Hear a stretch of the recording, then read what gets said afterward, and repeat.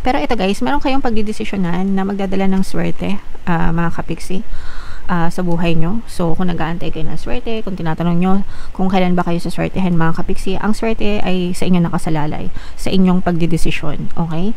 So, kumbaga, it's luck, it's not outside of you, no? Hindi siya sa outside force. Hindi siya external force, mga kapiksi. It's an inside force, no? Kumbaga, parang nasa loob mo siya. Pag palagi ko ang sinasabi sa inyo, guys, pag naniniwala kayo, swerte kayo, swerte kayo.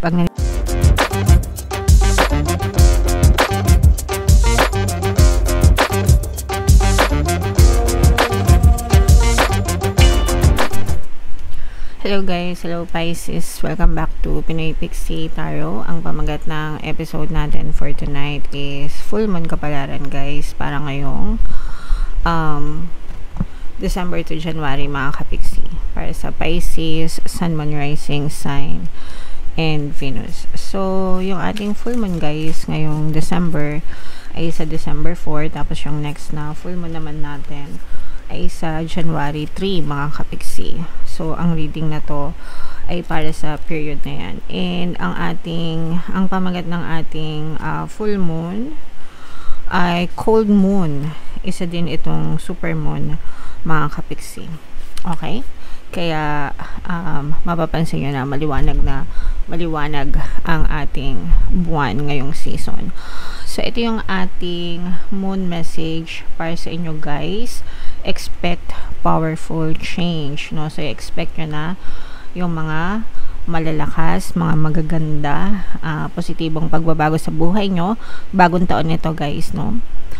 Magbababay tayo sa 2025 and i-welcome naman natin yung 2026 sa buhay natin. So, magbabay na kayo guys sa lahat ng mga problema, lahat ng pagsubok, lahat ng challenges, lahat ng mga negative na nangyari sa inyo for 2025. Yung mga dapat nyong kalimutan guys, kalimutan nyo na. Parang awa nyo na. Maawa naman kayo sa sarili nyo, no? Huwag nyong hayaan na paulit-ulit kayo masaktan, paulit-ulit kayo malungkot dahil lang sa mga problema ng nakaraan. Hindi nyo deserve yun, mga kapixie. Okay? So, nasa inyo ang pagbabago, sa inyo nakasalalay ang pagbabago, mga kapixie. Alright? Attune to the moon, never mind the past. Life evolves every single day. So, kakasabi ko lang kanina, no? Wag tayo masyadong ma-stuck sa past, mga kapixie. Kalimutan na natin yun. Life evolves every day, no? Every day nga, guys, binibigyan kayo ng chance, ng pagkakataon ni universe para mag-focus dun sa mga bagay na gusto nyo. So, dun kayo mag-focus, mga kapixie. Additional meaning nitong card na to, ito gustong-gusto ko guys. Yes, yes, 1,000 times yes. Okay? So, anong yes mo sa buhay, mga kapixie? Comment mo na yan sa baba, guys. Yes, yayaman ako. Yes, uunlad ako. Yes, aasenso ako. Yes, magiging masaya din ako. Yes, magiging ma-okay din ako. So, yes is a very affirmative word, guys. It's a very positive word. So, if you say it a lot, you're conditioning yourself, no? Kino-condition mo yung sarili mo na maging positive, mga kapixie. So, importante yun para yun din yung ma-manifest natin sa buhay natin, guys. So, i-comment mo sa baba kung anong yes mo sa buhay. You're being shunted towards your life purpose. Sometimes, dinidirect talaga tayo, no?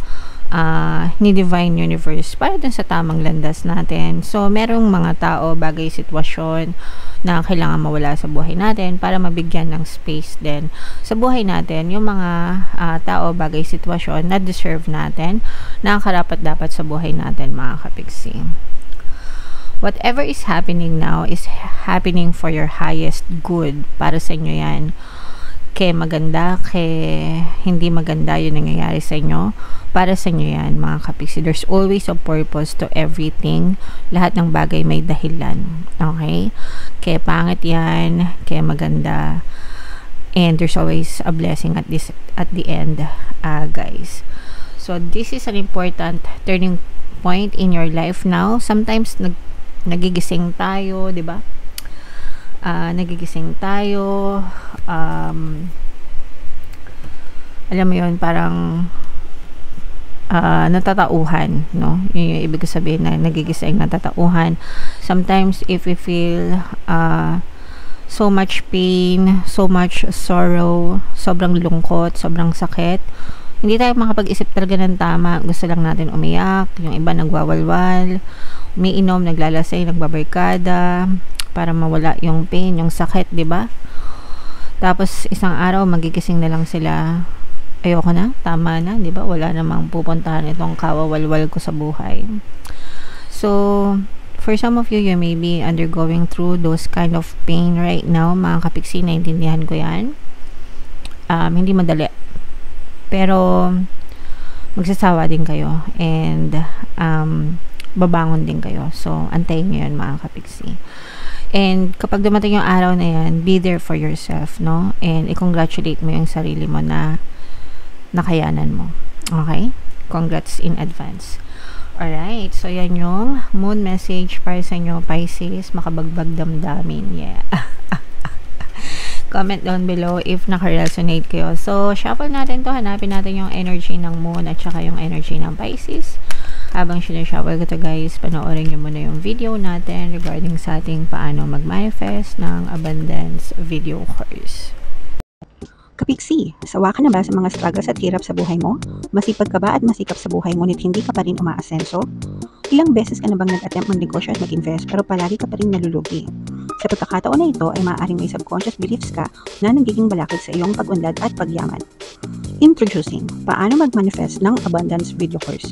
Dito ay matututunan mong ma-overcome ang mga balakid mo para tuluyan ka ng umunlad, umasenso, sumagana, maging matagumpay, successful at maswerte sa iyong kabuhayan, pera, trabaho, negosyo sa lapi at kaperahan ng bonggang-bongga. Dali, mag-send na ng email sa pinoypixie@gmail.com at simulan na ang iyong pagyaman ngayon. Alright, sa lahat ng gusto mag-avail ng course, meron tayong paano mag-manifest ng abundance video course, paano mawala ang third party, at magkaroon ng harmonious na relationship, paano pabalikin sa ex or vice versa. Sa mga interesado, guys, mag-send lang kayo ng email sa pinoypixie@gmail.com. And sa mga naghahanap ng pampaswerte na lucky charms, lucky bracelet, aventurine, tsaka citrine, recommended ko, guys. May makikita kayong mga links sa description box. So, Pisces, kayo represent ng Queen of Cups. Ito yung ating moon energy. Latag natin yung spread nyo, guys. Available na yung inyong 2026 kapalaran. Kung hindi nyo pa napapanood, punta lang kayo sa homepage, mga kapiksi. So, this is both negative and positive, mga kapiksi. So, ito yung sinasabi ko sa inyo kanina, guys, na for some of you, maaaring nagkakaroon kayo ng mga problema, mga kapiksi, no? So, yung iba sa inyo, guys, medyo malakas talaga yung energy na to, mga kapiksi. So, very stressful yung nararamdaman ng iba sa inyo. Yung iba talagang may mga emotional pain na nararamdaman, very dissatisfied at the same time very disappointed, no? Yung iba sa inyo sa mga nangyayari sa buhay nyo. May mga times na gabi-gabi umiiyak kayo, mga kapiksi. May mga times na hindi kayo nakakatulog. Yung iba parang nagkakaroon din kayo ng panic attack, no? So dahil yan sa mga problema na dinadanas nyo, mga kapiksi.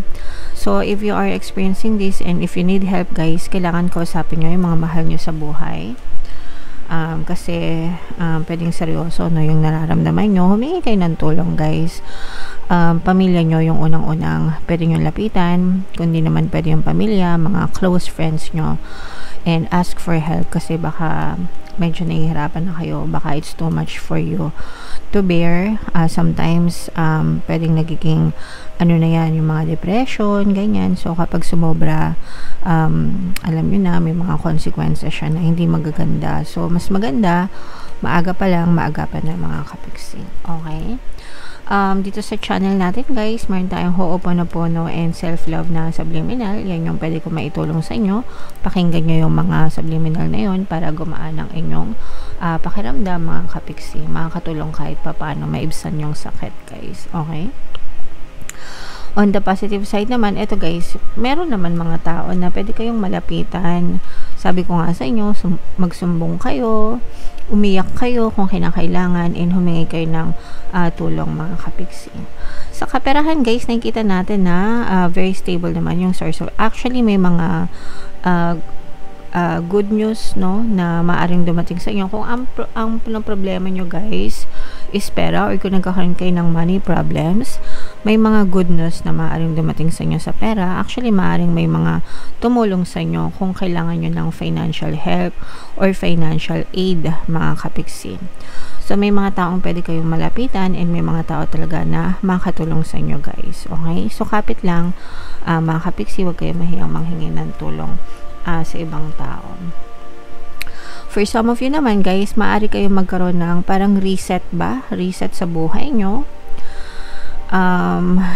Kumbaga, tuloy lang sa amin ng buhay kahit anong mangyari, mga kapiksi. Yung iba parang iniisip ng iba, wala naman akong choice, no?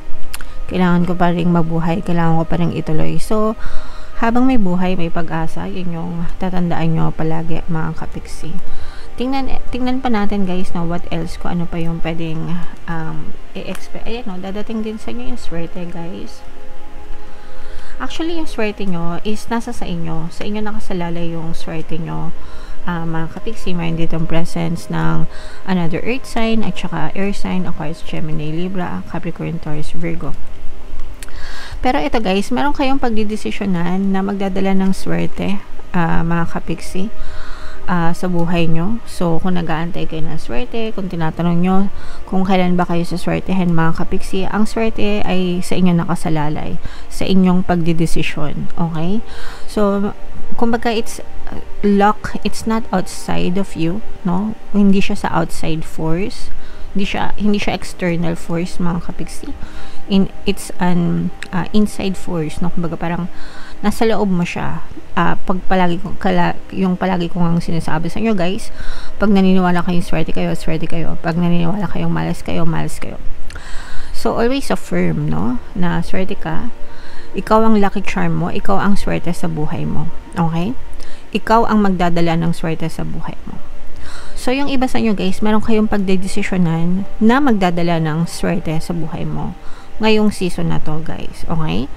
So, kung ano man yan, pag-isipan nyo mabuti, mga kapiksi, and kung ano man yung maging desisyon nyo, always tell yourself that everything is always working out in your favor, nagiging favorable sa inyo ang sitwasyon, and kahit ano mangyari, saswertehan kayo sa buhay. Okay? So, i-mind nyo na tong swerte, good luck, good fortune na to, mga kapiksi. And, i-affirm nyo, guys, yung palagi kong ina-affirm na affirmation, swerte ako, swerte ako, swerte ako, swerte ako sa lahat ng aspeto ng buhay ko. Okay? Palagi nyo lang sabihin yung affirmation na yan, mga kapiksi, and talagang saswertehan kayo, guys. Kasi, every time na ina-affirm ko yan for you, na sinuswerte talaga ako, guys. Okay, ang dami ko ng listahan ng mga manifestation na sinwerte ako. So, hindi ko sinishare sa inyo, but there's plenty, mga kapiksi.